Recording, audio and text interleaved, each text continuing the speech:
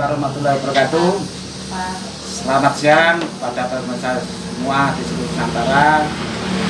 Alhamdulillah pada siang ini kami bisa ketemu dengan nggak asik lagi beliau Pak Paidi Porang. Jadi kita bisa koordinasi atau mungkin bisa memberi wawasan kepada pemirsa semua, terutama untuk pemula rencana budidaya porang itu prosesnya bagaimana. Mungkin saya akan lebih baiknya tanya langsung kepada beliau Pak Paidi. Gini Pak Paidi, saya ya mungkin lama nggak ngobrol, lama nggak bijonan karena Pak Paidi memang rekanan satu desa, teman sejak dulu. Warung saya di sini. Jadi saya akan menanyakan hanya buat wawasan untuk semua petani Nusantara, semua pemula Pak Paidi. Bagaimana prosesnya porang itu nantinya? Kalau prospek kurang harga, soal harga kalau stabil belum bisa. Ya. Jadi mungkin sekitar 15 tahun ke depan itu baru harga bisa stabil di angka 7.000-8.000-an lah. Ya. Tapi kalau memang untuk tahun-tahun ini sampai sekitar 15 tahun ke depan harga itu masih terus naik. Jadi Indonesia itu belum punya barang banyak dan kebutuhan untuk ekspor itu sangat tinggi karena dikarenakan porang itu hanya hidup di tumbuh dan berkembang itu di Asia Tenggara, Asia dan Asia Tenggara. Untuk tempat lain porang tidak tumbuh. Jadi ini kesempatan besar bagi masyarakat petani seluruh Indonesia untuk mengembangkan porang karena porang itu bisa hidup dimanapun dengan kontur tanah dan tekstur tanah jenis apapun itu bisa tumbuh ya. Kemudian untuk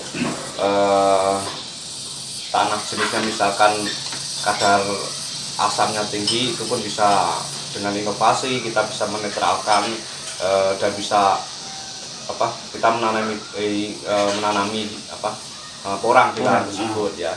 Kemudian untuk SOP sendiri tetap kita sarankan untuk pupuk dasar itu menggunakan pupuk kompos itu wajib karena sudah lama di negara kita itu tergantung dengan adanya pupuk kimia sehingga tanah atau unsur tanah tadi sudah hilang unsur haranya dan kita wajib mengembalikan untuk kesuburannya untuk keberlangsungan terus menerus tadi itu harus menggunakan pupuk kompos atau pupuk organik yaitu bisa bersinergi juga ya selain keuntungan dari ternak sang peternak itu bisa bersinergi dengan pertanian jadi keduanya tidak bisa dipisahkan karena dari segi nilai ekonomisnya juga dapat ya untuk jenis porangnya sendiri kemudian dari pupuknya sendiri itu nanti yang semula harganya 3.000, 4.000 sehingga sekarang sudah mencapai 10.000 ke atas itu sangat peluang sekali Pak. Jadi selain prospeknya itu bagus porang ini memang kebudayaan murni kebudayaan masyarakat karena bisa dibayangkan kawan ketika kita mengelola 1 hektar itu tentunya kita butuh tenaga manusia atau tenaga orang. Jika 1 hektar tadi minimal 5 orang kita menggunakan atau mencari tenaga kerja untuk lahan kita.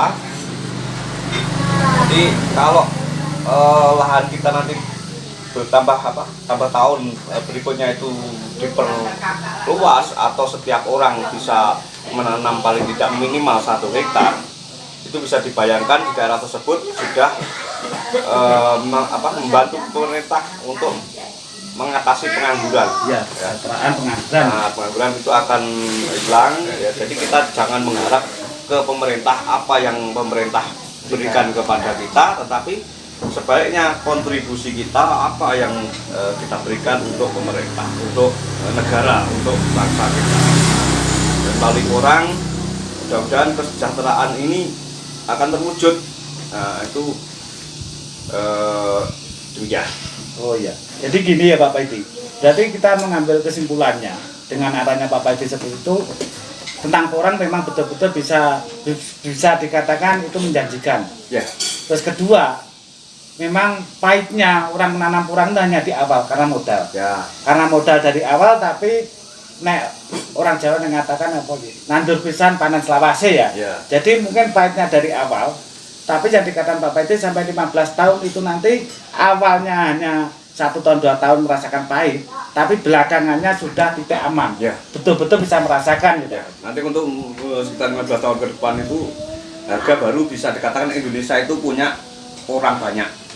Tapi kalau untuk lakunya selama Amerika, Eropa, negara-negara Australia, negara daerah sana, luar negeri sana itu belum kiamat, ya orang tetap akan laku karena 85% adalah masuk di sektor makanan.